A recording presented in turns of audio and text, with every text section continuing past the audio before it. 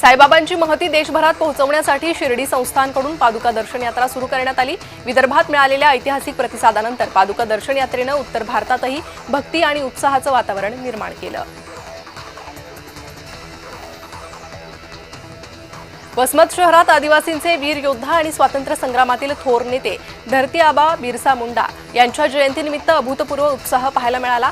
शहरातील विविध सामाजिक संघटना, आदिवासी समाज संघटना आणि स्थानिक नागरिकांच्या सहभागातून पारंपरिक वेशभूषेतून भव्य दिव्य मिरवणूक काढली गेली।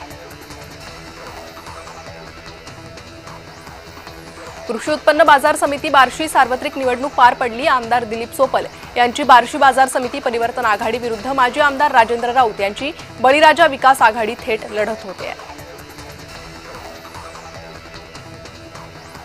अमरावती जिल्ह्यातील अंजनगाव सुरजी तालुक्यात वनुजा बाग, चिंचोली, सातेगाव बाग, मलकापूर या शेत शिवारात मोठ्या प्रमाणात बिबट्याची धास्ती निर्माण झाली। शेतामध्ये हरणाचा सापळा आढळल्यानं संपूर्ण शेत शिवारात भीतीचं वातावरण पसरलंय।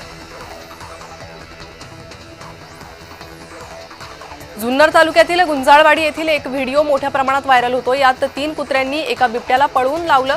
शिकारीसाठी आलेल्या बिबट्याला कुत्र्यांनी पळवून लावल्याची घटना सीसीटीव्हीत कैद झाली आहे। मालेगावच्या अजंग शिवारात माजी सैनिकांनी एकत्र येत 500 एकरावर सहकारी तत्वावर स्थापन केलेल्या व्यंकटेश्वरा फार्मिंग कंपनीला 18 देशाच्या मंत्र्यांनी भेट दिली। यावेळी व्यंकटेश्वरा फार्मचे प्रमुख डॉक्टर शिवाजीराव डोळे यांनी परदेशी पाहुण्यांचं स्वागत केलं। धुळे जिल्ह्यातील शिरपूर तालुका पोलिसांनी वनविभागाच्या मदतीनं दुर्गम भागात सुरू असलेल्या गांजाच्या शेतीवर छापा टाकला। या कारवाईत पोलिसांनी कोट्यवधी रुपयांचा मुद्देमाल जागेवर नष्ट केला।